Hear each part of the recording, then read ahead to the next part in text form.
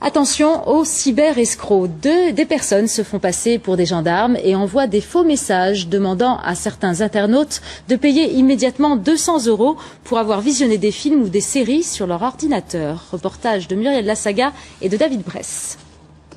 En un seul clic, Jean Golz est devenu une victime ciblée par les escrocs de la toile. Son seul tort, avoir surfé sur un site de streaming, un site qui permet uniquement de visionner des vidéos. Une seule fois suffit pour être piégé. J'ai vu qu'une fenêtre Java de mise à jour apparaissait. Je n'ai pas vraiment regardé. J'ai fait la bêtise de dire oui pour la mise à jour. Et après, ça a été fini.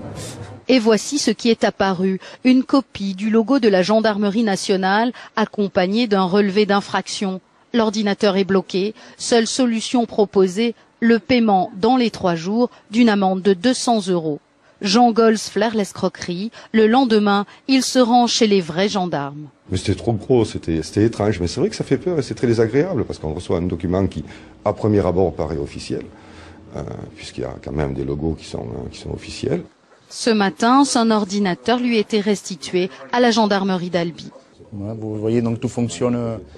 Donc surtout quand même avant de naviguer sur Internet, refaire bien une analyse complète avec le virus que vous installez, l'antivirus que vous installerez.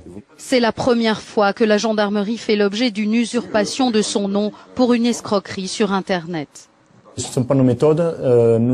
Quand on s'intéresse à des cas d'enquête ou à des personnes en particulier, systématiquement elles seront convoquées et on a toujours un papier officiel pour convoquer les personnes. L'enquête vient de démarrer, mais n'a encore rien donné alors que plus de 6000 internautes se font piéger chaque jour.